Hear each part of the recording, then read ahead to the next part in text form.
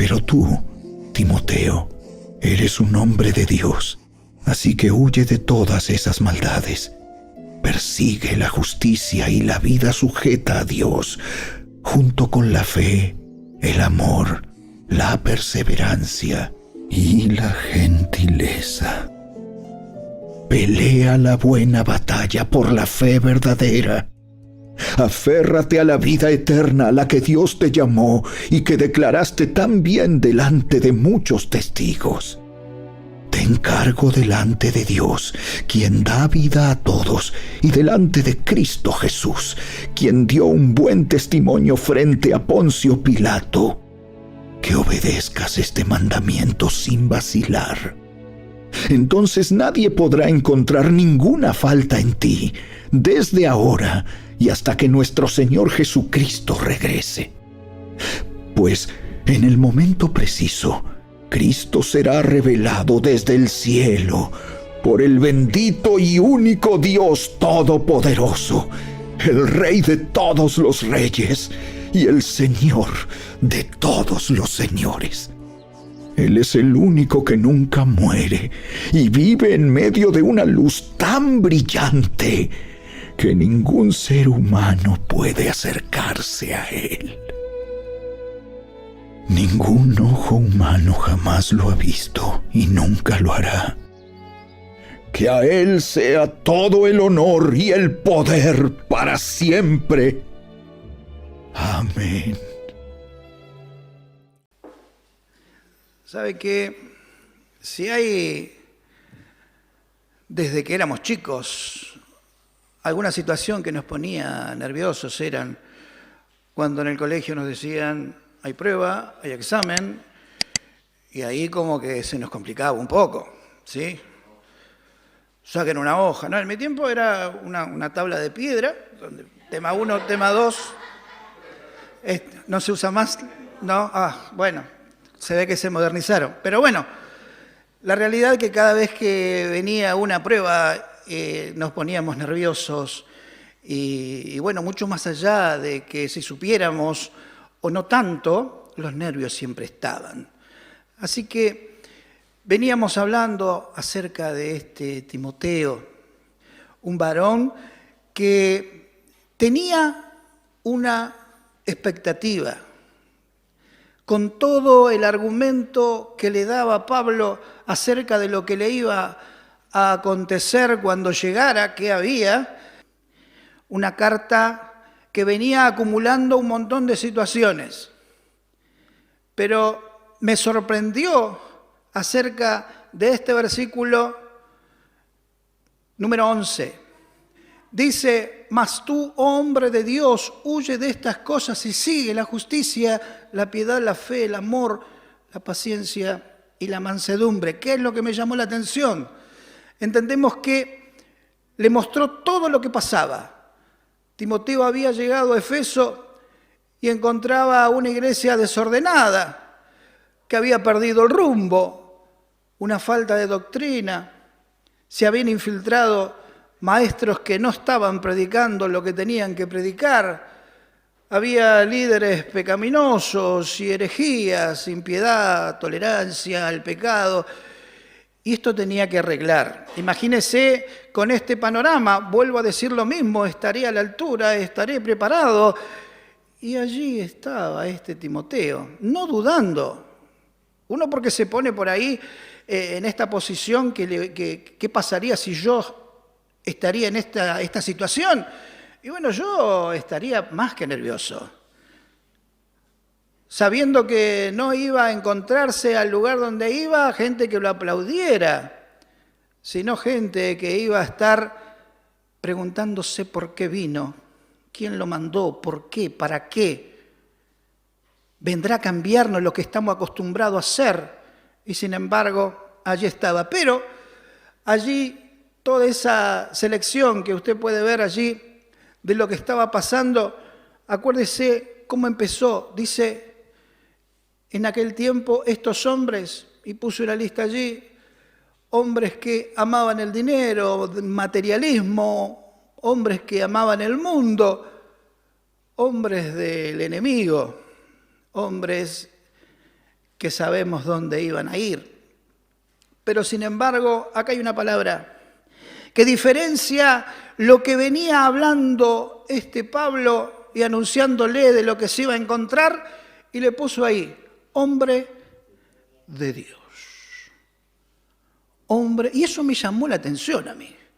Porque sabe que esto de hombre de Dios aparece en el Antiguo Testamento varias veces. Moisés fue el primero que llevó esta connotación, pareciera que era un apellido de Moisés, porque hablaban de Moisés, varón de Dios.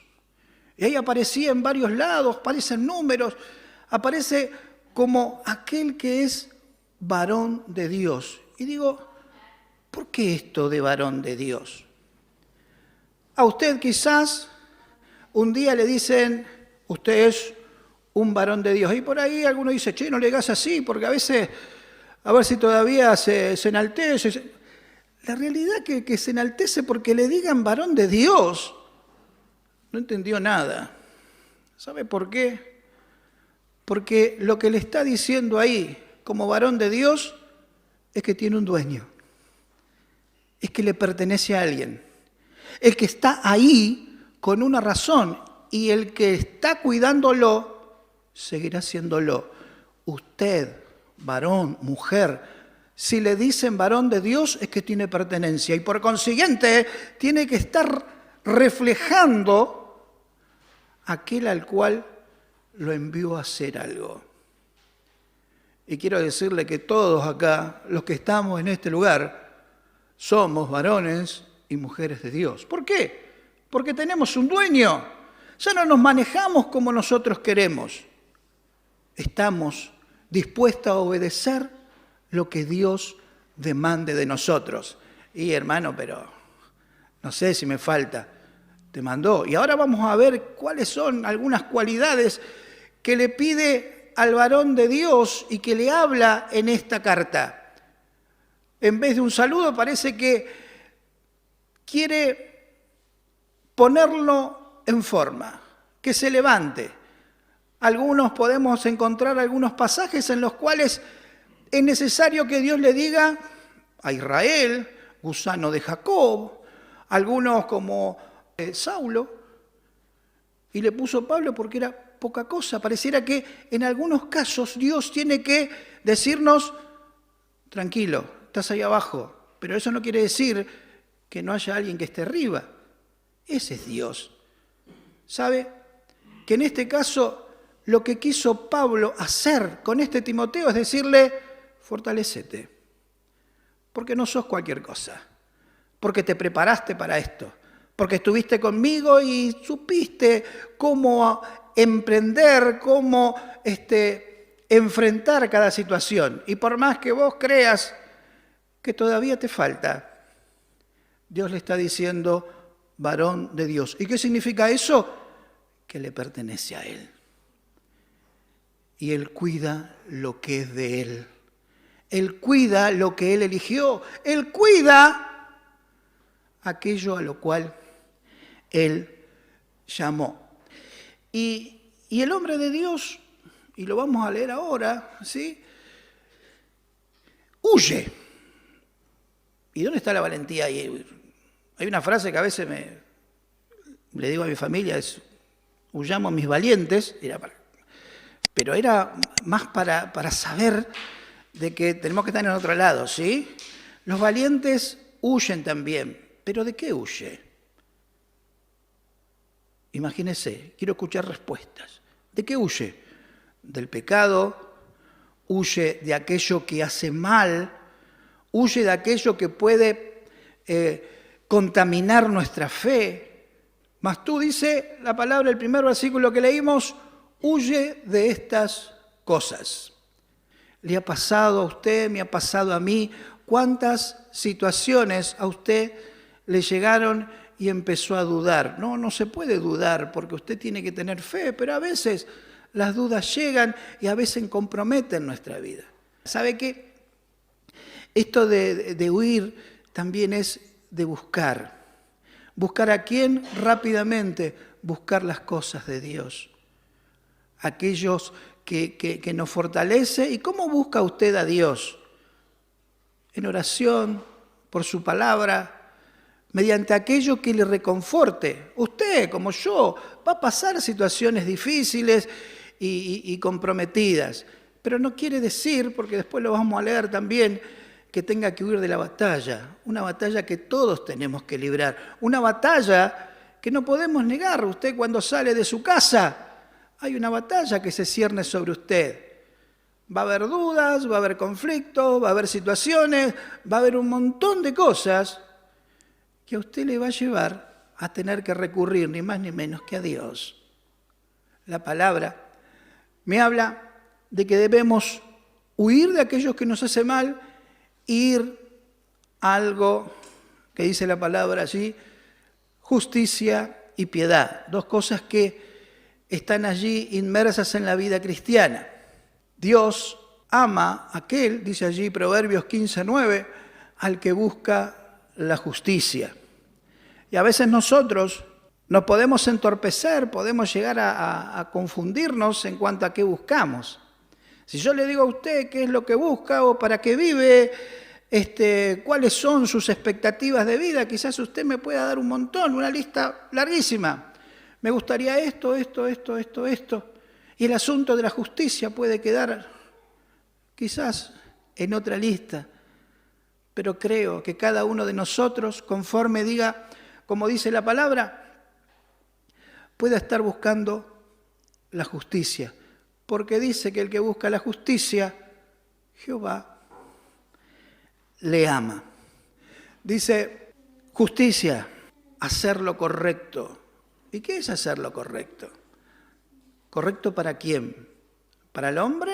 ¿Para Dios? Quizás para ambos.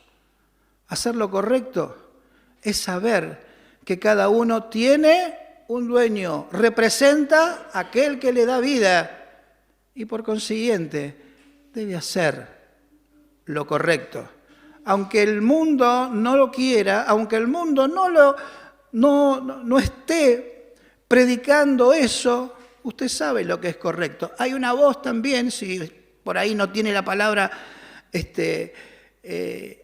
en distintas situaciones, pero tiene la voz de la conciencia y usted sabe qué es lo que hay que hacer y qué es lo que no hay que hacer. Hacer lo correcto para Dios y también delante de los hombres. ¿Por qué? Porque usted es un varón y una mujer. ¿De quién? Amén. Empiece a acostumbrarse a entender esto. Usted le pertenece a otro. ¿Por qué? Porque fue comprado. ¿Y quién lo compró? Cristo. ¿Cuándo? Cuando fue al madero. ¿Y cuándo se hizo usted dueño de una salvación como esta que le daba? Cuando la acepta. Ni más ni menos. Timoteo tenía que fortalecerse. Tenía Pablo que hablar con Timoteo para que se enfrente ahora distinto. No sos poca cosa, mirá que Dios te respalda, que esto fue por lo cual vos te preparaste tantos años. Dice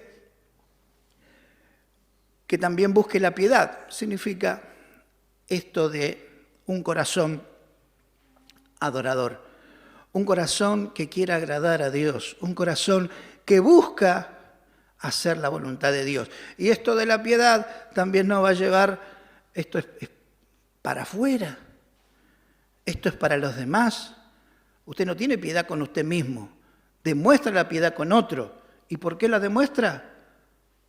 Porque depende de otro, su dueño es otro.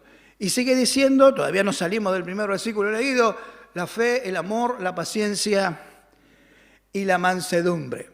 Y después arrancamos con el verso número 12 que dice, pelea la buena batalla.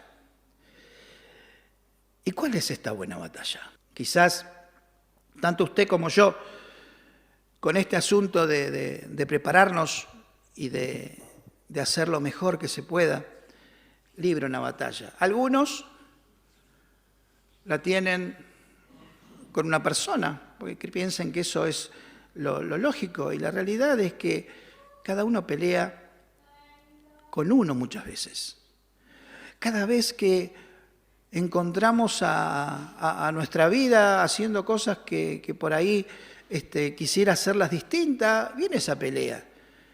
Y a veces el temperamento gana, y a veces el carácter es más fuerte, y a veces incursionamos en situaciones en las cuales la realidad que nos gustaría hacerlo distinto. Usted tiene su carácter, usted tiene su temperamento, usted tiene todas esas cosas. Pablo mismo llegó a decir, todo el bien que quiero hacer, eso no hago. O sea que también Pablo tenía ese conflicto de pelear. Pelea la buena batalla. La batalla también de la fe, de saber que pese a todo, pese a lo que estamos pasando, tenemos nuestro nombre allí, escrito en el libro de la vida, y que nadie lo puede borrar. ¿Por qué? Porque usted es un hombre de Dios y es una mujer de Dios, comprado por Él. Sigue diciendo, echa mano de la vida eterna. Y esto de echar mano significa que hay algo más, hay una eternidad, que únicamente la tiene el hombre, que únicamente la tiene la mujer. La eternidad es allí donde vamos a ir, o vamos a estar disfrutando o padeciendo conforme la decisión que tome el hombre. Usted, creyendo en Cristo, aceptándole como su Dios para ser de Dios, tiene un lugar allí con Dios. Echa mano la vida eterna. ¿Qué significa esto? Que no la va a perder. Lo que tenga que afrontar, lo que tenga que pasar, lo que tenga que acontecer en su vida, sea drástico, sea problemático, sea difícil, echa mano a esa vida eterna, porque nadie te la puede sacar. ¿Qué es lo peor que puede pasar? ¿Que caiga en batalla? Su alma estará cuidado de aquel que vive. Mi hermano, es muy fuerte el asunto de esto. Un día nos vamos a morir. Un día se va a terminar. Pero ¿sabe qué? Seguimos viviendo. Porque el que es eterno nos ha dado la posibilidad de vivir eternamente con Él. Ni más, ni menos que Él. Echa mano a la vida eterna. ¿Qué significa? Que no tenga miedo en cuanto a esto. Dice allí en el verso número 13 también, te mando delante de Dios, que da vida a todas las cosas, y de Jesucristo, que dio testimonio de la buena profesión delante de Poncio Pilato. Pareciera que busca testigos. Pareciera que estas palabras a este Timoteo le tienen que sacudir, porque pone de testigo a Dios y después llama a otro, a Jesucristo, también que dio un testimonio delante, dice, de Pilato. ¿Qué fue? Cuando le preguntó, diciendo, ¿eres tú el rey de los judíos? Y él le dijo, tú lo has dicho, y prepárate, porque allí ese que es Dios de los judíos, ese que pertenece al linaje de David, ese que era la promesa para ese pueblo que había caído y se había olvidado de Dios, un día volverá. Y aquel que le negó, como Poncio Pilato, que no quiso saber nada, tendrá que enfrentarse a esa situación. La vida eterna es para todos, para el que aceptó y para el que no lo hizo, para el que se abrazó a la promesa de redención, como aquel que le negó, como aquel que buscó en otro lado. Pero bendito sea Dios que un día tuvimos la oportunidad de aceptar y nos transformamos en hombres y mujeres de Dios. Sigue diciendo el texto, el 14, que guardes el mandamiento sin mácula ni represión hasta la aparición, como dijimos recién, de nuestro Señor Jesucristo. Guardar la palabra, el testimonio y aquello que hoy llevamos diariamente. Hoy su vida, aquel que le quiere seguir, dice la palabra, tome su cruz cada día y ¿qué cosa? Y que le siga. ¿Cuál es su cruz? No me hable de su suegra. No es usted. Yo tengo que llevar cada mañana a Omar cargándolo porque se quiere quedar dormido o porque no quiere hacer las cosas que tiene que hacer. Y hay que cargarlo. ¿Y a dónde lo va a llevar? A Cristo. Porque somos de Él. Porque por Él fuimos comprados. Dice la palabra que un día regresará. Pero mientras tanto, la comunión la tenemos. Mientras tanto, Él nos sigue hablando. Mientras tanto, seguimos en la protección y en la soberanía de Él. Dice el verso número 15, la cual a su tiempo mostrará el bienaventurado y solo soberano, Rey de reyes y Señor de señores. El único que tiene inmortalidad, que habita en su luz inaccesible, a quien ninguno de los hombres ha visto ni puede ver, al cual sea la honra y el imperio sempiterno. Amén. ¿Cuántos se están preguntando qué significa sempiterno? Bajen las manos. No. Algo que tuvo comienzo y no tiene fin. No tiene fin. Ese es el destino de usted y el mío. Si mantenemos esto con cuidado, con amor, porque somos de Él, usted y yo. Cuando a usted le digan, hombre de Dios o mujer de Dios, lo que le están diciendo, que tiene pertenencia. No sea grande, no, pero sí dele gracias a Dios, porque le compró para su gloria. ¿Sabe que una vez me habían contado una historia y quería compartirlos? Había una mujer que fue al pastor, que fue al anciano y le dijo, no quiero venir más a la iglesia. El pastor lo miró y le dijo, bueno, ya que tenés esa decisión, decime por qué. No, porque la verdad que estoy viendo mucha gente que no está viviendo como dicen. Hay gente que dice que es cristiana y no lo es. En los cultos se la pasan allí chateando con el celular. De pronto no me siento cómodo. Bueno, antes de tomar esa decisión, le dice el pastor, agarró un vaso de agua, le puso agua y se lo dio. Y le dijo, antes de tomar la decisión, haceme un favor. Agarrá el vaso de agua y da una vuelta a la iglesia. 2 vueltas, sin que se te caiga una gota. ¿Lo podía hacer? Sí lo puede hacer, le dijo la hermana. Y fue con su vasito, pegó una vuelta, pegó otra vuelta y se lo trajo al pastor. Y el pastor le dijo, ¿viste alguno con celular? No. ¿Alguno diciendo cosas que no te gustaron? No. Es que estaba tan concentrado en que no se me caiga el agua que no miré nada.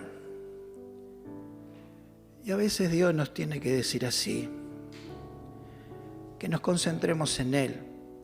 Porque a veces nos confundimos y nos olvidamos quién nos compró. Jesús no le dijo sigan a los cristianos. Jesús le dijo, sígueme a mí. Puede haber muchas situaciones que pueden llegar a confundir nuestra vida y hasta contaminar nuestra vida espiritual. Pero no permita que eso influya en lo que Dios quiere darle a usted. Porque usted es un hombre de Dios, un varón de Dios. ¿Y las hermanas qué son? ¿Vio que tiene apellido? Es una mujer de Dios, la compró.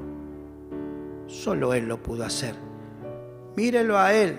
Los demás tenemos fallas, los demás nos podemos confundir, pero usted tiene un nombre escrito en el libro de la vida y tiene a alguien que va a venir por usted, pero mientras tanto está con usted, le habla, le fortalece, le pone bien. Varones y mujeres de Dios, que Dios les siga bendiciendo.